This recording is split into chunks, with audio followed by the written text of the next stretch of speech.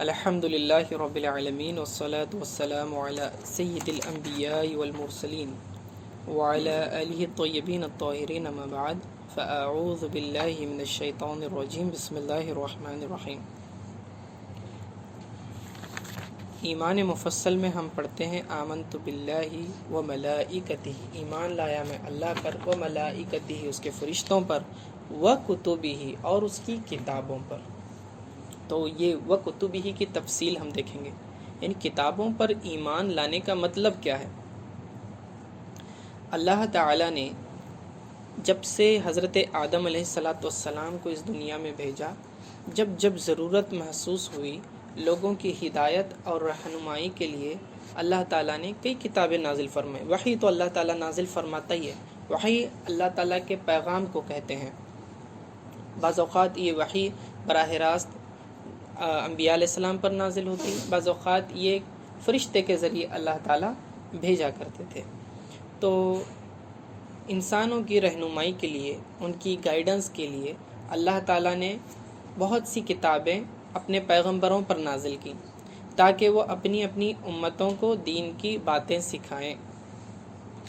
اور جو کچھ اللہ تعالیٰ نے نازل کیا وہ سب کا سب سچ ہے، سب کی سب سچی ہیں، برحق ہیں، ٹھیک ہے، اور سب اللہ تعالیٰ کا کلام ہے۔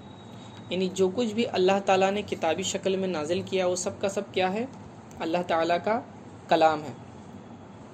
اس پر قرآن کی بہت ساری آیتیں گواہ ہیں، اس کی تفصیلات ہمیں مل جائیں گے قرآن میں۔ کل چھوٹی بڑی آسمانی کتابیں 104 مشہور ہیں، لیکن بلا تعین تعداد، اگرچہ کہ ہم تعداد کے اوپر بات نہ بھی کریں تو چاہے جتنی بھی تعداد ہو، ہمیں سب پر ایمان لانا چاہیے۔ ایمان لانے کا مطلب یہ ہے کہ انہیں مانا جائے کہ یہ اللہ کی طرف سے ہیں، یہ مانا جائے کہ وہ اللہ کا کلام ہے، وہ سچی ہیں وغیرہ، ٹھیک ہے۔ سب کتابوں میں یہ 4 کتابیں مشہور اور بڑی ہیں جو ان 4 پیغمبروں پر نازل ہوئی۔ توریت حضرت موسیٰ علیہ السلام پر، زبور حضرت داؤد علیہ السلام پر، انجیل حضرت عیسیٰ علیہ السلام پر، اور قرآن حضرت محمد مصطفیٰ صلی اللہ علیہ وسلم پر نازل ہوئی۔ اس سے پہلے صحیفے نازل ہوا کرتے تھے۔ صحیفے یعنی ایک بڑی کتاب نہیں ہوتی تھی، چھوٹی چھوٹی جو پیجز ہوتے تھے، کچھ اللہ تعالیٰ کے وحی کا مجموعہ ہوتا تھا، بکلیٹس ہوتے تھے، اللہ نازل کرتا تھا۔ حضرت شعیب علیہ السلام پر 60 صحیفے نازل ہوئے تھے، حضرت ابراہیم علیہ السلام پر 30 صحیفے نازل ہوئے، ٹھیک ہے، اور موسیٰ علیہ السلام پر 10 صحیفے تورات سے پہلے نازل ہوئے تھے، پھر بعد میں تورات نازل ہوئی۔ قرآن شریف سب کتابوں سے افضل اور اکمل آخری کتاب ہے۔ تمام کتابوں میں سب سے افضل کون سی کتاب ہے؟ قرآن پاک ہے، اور یہ سب سے پرفیکٹ ہے، کمپلیٹ ہے۔ اب آسمان سے کوئی کتاب نہیں آئے گی، قیامت تک قرآن کا ہی حکم چلے گا، ٹھیک ہے۔ اس وقت قرآن کے سوا دوسری کتابوں کا حکم نہیں رہا، یعنی کہ اب قرآن کے نازل ہونے کے بعد قرآن پر ہی عمل ہوگا، اس کے علاوہ دوسری کتابوں پر عمل نہیں ہوگا۔ وجہ کیا ہے؟ جب وہ آسمانی کتابیں تھیں، اللہ نے نازل کی تھی، تو اب ان پر کیوں عمل نہیں کیا جائے گا؟ تو اس کی ایک بات سمجھ لیں، 2 وجوہات ہیں۔ پہلی تو یہ کہ اللہ تعالیٰ نے جتنے بھی آسمانی صحیفے نازل کیے، ان تمام کے علوم کو ان 4 کتابوں میں اللہ تعالیٰ نے جمع کر لیا۔ پوری آسمانی صحیفوں کا علم ان 4 کتابوں میں آ گیا، یعنی تورات، زبور، انجیل اور قرآن میں۔ اور پھر تورات، زبور اور انجیل کا تمام علم اللہ تعالیٰ نے قرآن میں جمع کر دیا۔ اس حساب سے جس نے قرآن پڑھا اس کو سارے علوم آ گئے، تو باقی کتابیں پڑھنے کی ضرورت نہیں رہی۔ سمجھ رہی بات؟ آ رہی ہے سمجھ میں؟ ٹھیک ہے۔ دوسری وجہ یہ سمجھ لیں کہ جو آسمانی کتابیں صحیفے اللہ نے نازل کیے تھے قرآن سے پہلے، اب وہ اپنی اصلی حالت پر باقی نہیں ہیں، یعنی کہ وہ اوریجنل فارم میں نہیں ہیں، اس میں چینجز ہو گئی ہیں، تبدیلیاں ہو گئی ہیں۔ بعض تبدیلیاں ہسٹوریکل ایونٹس تھے، کچھ اس کی وجہ سے ہوئی ہیں، یہود و نصارہ کے، کہ توریت وغیرہ کے تعلق سے آتا ہے کہ تورات کئی مرتبہ پوری طرح سے لاس ہو گئی تھی. 7 مرتبہ تو ایسے دور گزرے ہیں، زمانے گزرے ہیں جس میں تورات کمپلیٹلی لاس ہو گئی تھی. ٹھیک ہے، تو لوگوں کے پاس اس وقت اس طرح سے پرنٹنگ پریس یا کتاب کا پیپر ہونا یا پین ہونا اس طرح سے نہیں تھا، رائٹنگ وغیرہ اتنا نہیں ہوتا تھا. اس زمانے میں ایک ہی نسخہ ہوا کرتا تھا، ایک ہی سنگل کاپی ہوا کرتی تھی پوری قوم میں، سنگل کاپی جو اللہ تعالیٰ نے نازل کی ہوئی تھی، اور اس کو لکھا ہوا تھا. وہ زمانے میں کیا ہے، پیپر اور پین وغیرہ نہیں ہوا کرتے تھے، تو بہت ہی ریئر، کاغذ بھی نہیں بنا ہوا تھا، اس پیپر کا بھی انوینشن نہیں ہوا تھا. ٹھیک ہے، تو اس وقت جو ہے پتھروں کی سیلوں پر یا جانوروں کی چمڑی کے اوپر اس طرح سے لکھا ہوا کرتا تھا. جو دریائے نیل کی پھر تہ سے کچھ مٹی لے کے پھر وہ مٹی کے سیل بنایا کرتے تھے، پھر اس کو پینٹ کرتے تھے، کلر کرتے تھے، اور پھر اس کو بھٹی میں پکاتے تھے، پھر اس کے اوپر جو ہے لکھا کرتے تھے وغیرہ. یہ بہت کاسٹلی پروسیس رہتا تھا اور بہت ہارڈ بھی رہتا تھا، تو رائٹنگ پریکٹس اتنی کامن نہیں ہوا کرتی تھی. دوسرا یہ کہ اس زمانے میں پچھلی کتابوں کے حافظ نہیں ہوا کرتے تھے جس طرح قرآن کے حافظ ہوتے ہیں. ٹھیک ہے، تو نبی کو تورات پتہ ہوا کرتی تھی. ٹھیک ہے، اللہ نے موسیٰ علیہ السلام پر نازل کی. اس کے بعد کے جو انبیاء آیا کرتے تھے وہ پچھلی تورات کو ہی فالو کرتے تھے. حضرت موسیٰ علیہ السلام نے اپنی تورات کا نگہبان بعد میں اپنے بعد خلیفہ جانشین حضرت یوشع علیہ السلام کو بنایا. یوشع علیہ السلام کے انڈر میں وہ تورات رہی. ٹھیک ہے، بعد میں پھر انہوں نے یہ بھی حکم دیا تھا کہ تورات کو کیا کیا جائے، اس تورات کو 12 قبیلے تھے بنی اسرائیل کے، تو ہر سردار کے پاس کیا جائے، ایک کاپی رکھی جائے. لیکن وہ بڑی لاپرواہ قوم تھی اور سردار بھی بعد میں جو ہے مشرک بن گئے، بت پرست بن گئے، تو انہیں تورات کی حفاظت کا کوئی خیال نہ رہا. بات سمجھ رہے؟ اس طریقے سے. دوسرا تو حفظ ہی کوئی نہیں کرتا تھا، اور پڑھنا تو کمپلیٹ بہت دور کی بات ہے.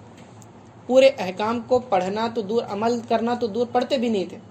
تو پڑھنا بھی بہت ریئر ہوا کرتا تھا. آج ہم دیکھیں قرآن پڑھنا اتنا کامن ہے، ہر بچہ پڑھتا ہے قرآن شریف.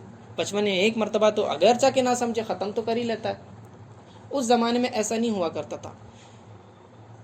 7 سال میں ایک مرتبہ نبی پورا دور قرآن اس کا تورات کا ختم کرتے تھے، اور یوشع علیہ السلام کو حکم دیا تھا کہ 7 سال میں ایک دور کرنا ہے. بلکہ ایسا بھی نہیں کہ ہر ایئر ہوتا تھا، ایسے رمضان کی تراویح کی طرح نہیں کہ ہر سال دور ہونا ہے.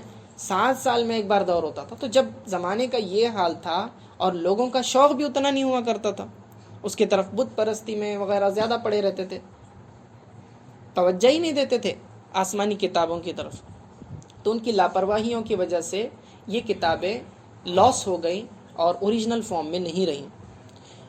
تاریخ یہ بتاتی ہے کہ حضرت عیسیٰ علیہ السلام کی پیدائش سے بیفور کرسٹ جو بولا جاتا ہے، تو 658 ہجری BC بیفور کرسٹ. ٹھیک ہے، اس زمانے میں سب سے پہلے جو یہودیہ ایک بادشاہ تھا، اس زمانے میں جو فرسٹ ٹائم تورات لاس ہو گئی تھی.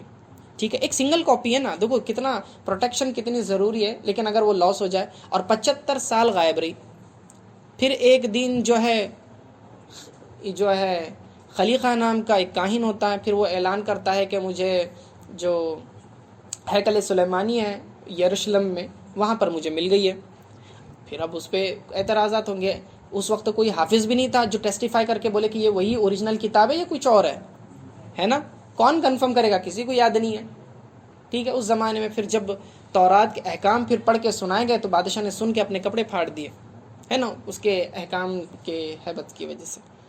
خیر، تو یہ تو فرسٹ ایونٹ تھا، اس پر کئی اعتراضات اٹھ سکتے تھے، بھائی اتنے دن پھر کہاں تھی، 75 سال تک کیسے نہیں ملی، اتنی کیسی لاپرواہی ہو سکتی ہے؟ اور اگر ہیکل سلیمانی میں ہی تھی وہیں پہ تو کسی نے اسے دیکھا کیوں نہیں؟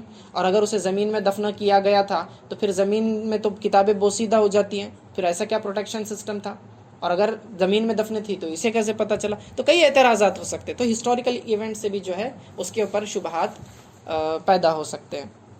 بعد میں پھر دوسرے بادشاہوں کا زمانہ آیا، اور کئی مرتبہ ایسا ہوا کہ یہودیوں کے اوپر دوسرے بادشاہوں نے حملہ کیا اور انہیں بے تحاشا قتل کیا. 70,000 90,000 کبھی کبھی بخت نصر کا زمانہ آیا، بخت نصر بادشاہ، اس نے بھی یہودیوں کا قتل عام کیا، ٹھیک ہے، یہودی علماء کو بھی قتل کیا، ٹھیک ہے، کسی کو، عورتوں کو، بچوں کو، کسی کو نہیں چھوڑا جاتا تھا، 13 لاکھ قتل ہوئے تھے اس وقت، ٹھیک ہے۔ تو اب اور پھر جتنی بھی عبادت گاہیں وغیرہ ہوتی تھی اس کو آگ لگا دیا جاتا تھا، جل کے خاک ہو گئی، ٹھیک ہے، ہیکل سلیمانی کا بھی اکثر حصہ جل گیا۔ تو اب وہاں سے اس کے بچنے کے چانسز بھی تورات کے کم ہو جاتے ہیں۔ بعد میں جب وہ پورا کچھ جلا دیا گیا تو جو لوگ بچ گئے تھے، جو غاروں میں اور پہاڑوں میں چلے گئے تھے، بعد میں پھر وہ جمع ہوئے، پھر اپنی یادداشت سے اور کچھ تھوڑا سا اس کو پوچھ کر وغیرہ لکھ دیا۔ تب وہ لکھنے میں بعد میں رینوویشن ہوا نا، اوریجنل کسی کو یاد تو نہیں، بس جس کو جتنا تھوڑا تھوڑا پتا تھا وہ اپنے اپنے حساب سے انہوں نے جمع کر دیا، تو پھر اس طرح سے دوبارہ تورات آئی۔ پھر اس کے بعد پھر ادوار گزرتے رہے، زمانے اس طرح سے گزرتے رہے، بادشاہوں کے حملے ہوتے رہے۔ جب ان پر حملہ ہوتا تھا یونان کی طرف سے، ٹھیک ہے، گریس جسے کہا جاتا ہے، تو گریس کے بادشاہ نے بھی پھر ان پر حملہ کیا، پھر یہ لوگ شکست کھا گئے، پھر ان کو تو 104 سال غالباً وہ لوگ قیدی بنا کے رکھے گئے تھے وہ بادشاہ کے پاس، ٹھیک ہے۔ تب تو یہ لوگ اپنی عبرانی زبان، اوریجنل لینگویج بھی بھول گئے تھے، کیونکہ یہ عبرانی زبان میں یہ نازل ہوئی تھی تورات، ٹھیک ہے۔ تو وہ تو اپنی اوریجنل لینگویج بھول گئے، کیونکہ 100 سال تو انہوں نے یونان میں گزارے، تب وہ کلدانی نام کی کوئی زبان تھی، انہوں نے بس وہی سیکھی ہوئی تھی، نسلیں ختم ہو گئی نا پوری، سمجھ رہے ہیں کہ وہ لوگ اپنی لینگویج بھی بھول گئے، ٹھیک ہے۔ تو پھر بعد میں وہ جو تورات کے پھر اسی طرح سے نسخے جمع کرتے گئے، اور بعد میں ایسی ہسٹوریکل زمانہ پلٹتا رہا، بدلتا رہا، بہت سارے اوریجنل کاپیز لاس ہوتے جاتی تھی، پھر اس کے بعد کیسے ویسے کر کے جمع کر لیا جاتا تھا، اور پھر اس کو تورات بول کے پیش کیا جاتا تھا۔ اس کی وجہ سے چینجز ہوتے رہے، تبدیلیاں ہوتی رہی۔ یہ تو حادثات الگ بات ہے، ٹھیک ہے، لیکن یہود اور نصارہ کی اپنی لاپرواہی کی وجہ سے اس میں کافی تبدیلیاں ہوئی، بلکہ قرآن نے گواہی دی ہے کہ یہ وہ لوگ ہیں جو اپنے ہاتھوں سے کیا کرتے تھے، اپنے فائدے کے واسطے اللہ تعالیٰ کے کلام کو بدلتے تھے، آیتوں کو چینج کرتے تھے۔ کئی جگہ قرآن میں، سورہ بقرہ میں بھی آیت ملتی ہے، اور جیسے کہ یہ آیت ہے، فرماتے ہیں کہ افتطمعون ان یؤمنوا لکم وقد کان فریق منهم یسمعون کلام اللہ ثم یحرفونہ من بعد ما عقلوہ وهم یعلمون۔ مسلمانوں، کیا تمہیں یہ امید ہے کہ اہل کتاب یعنی یہود و نصارہ تمہاری تصدیق کریں گے، حالانکہ ان میں تو ایسے لوگ بھی ہیں جو خدا کا کلام سنتے تھے پھر جان بوجھ کر اس کو بدل ڈالتے تھے۔ تو قرآن نے خود بتا دیا کہ یہود و نصارہ کیا کرتے تھے، اللہ کے کلام کو بدلتے تھے۔ پھر یہ بھی آیا ہے فویل للذین یکتبون الکتاب بایدیہم ثم یقولون ھذا من عند اللہ لیشتروا بہ ثمنا قلیلا، کہ پس خرابی ہے ان کے لیے جو اپنے ہاتھوں سے کتاب، یعنی وہ جو آیات ہوتے تھے ان کی کتابوں کے، اپنے ہاتھ سے لکھتے تھے اور بولتے تھے یہ تو اللہ کی طرف سے ہے، بولتے تھے، ٹھیک ہے، تو یہ خدا کی طرف سے ہیں، تاکہ اس کے بدلے تھوڑا سا دنیاوی فائدہ حاصل کر لیں۔ اب یہ بھی چالیں کیا ہوتی، اپنے مفاد کے لیے، چاہے وہ چرچ ہو، مطلب جو نصارہ ہوتے تھے، کرسچنس ہوتے تھے، عیسائی، اور یہودی یعنی جیوز، ٹھیک ہے، یہ لوگ کیا کرتے تھے، اپنے فائدے کے حساب سے آیتیں بناتے تھے، اور لوگوں کو، کیونکہ قوم تو جاہل تھی، کسی کو تو یاد بھی نہیں ہوتا تھا، تو علماء جو بولیں گے وہ لوگ مان لیتے تھے کہ یہی کیا ہے، صحیح ہے، یہی اللہ کا کلام ہے، تو بولتے تھے یہ اللہ کا کلام ہے، یہی نازل ہوا، اور لوگ مانتے بھی تھے اور پھر عمل کرتے تھے۔ جیسے کہ اس کی ایک مثال دے دوں، کنفیشن والی، کہ ان کے یہاں ایک سسٹم ہے کرسچنس کے یہاں، کہ اگر آپ نے گناہ کیا ہے تو وہ جو فادر ہوتا ہے چرچ کا، اس کے پاس جائیں، کنفیشن روم ہوتا ہے، وہاں جا کر اعتراف کر لیں اپنے گناہوں کا، پھر وہ اس کی سزا بتائے گا، کتنے پنشمنٹ، اتنے پیسے دینے ہوں گے، پھر تمہارے گناہ معاف کرا کے لے لیں گا وہ، ٹھیک ہے، تو اتنے پیسے دو تو چھوٹ، ٹھیک ہے۔ اب یہ کہاں لکھا ہے؟ انسان کہاں سے گناہ معاف کرنے والا بن گیا، ٹھیک ہے۔ تو اس طرح کی آیت، یعنی پوپ کو یہ اتھارٹی کب سے مل گئی، آیت بنا کے ڈال دیں گے تو پھر وہ بولیں گے دیکھو یہی لکھا ہوا ہے کتاب میں، اب اس سے پیسے کما رہے ہیں۔ لیشتروا بہ ثمنا قلیلا، ثمن کہتے ہیں قیمت کو، قلیلا تھوڑی دنیاوی نفع کے لیے کیا کرتے تھے، آیتوں کو اللہ تعالیٰ کی بیچتے تھے، ٹھیک ہے۔ پھر اللہ فرماتا ہے من الذین ہادوا یحرفون الکلم عن مواضعہ ویقولون سمعنا وعصینا، یہودیوں میں سے ایسے لوگ بھی ہیں جو خدا کے بول یعنی آیات و کلمات کو اپنے ٹھکانے سے بدل دیتے ہیں اور کہتے ہیں کہ ہم نے نہیں مانا، ہم نے سنا لیکن مانا نہیں، ٹھیک ہے، یعنی سنتے تو تھے لیکن مانتے نہیں تھے۔ اور بھی کئی آیتیں موجود ہیں جس سے معلوم پڑتا ہے کہ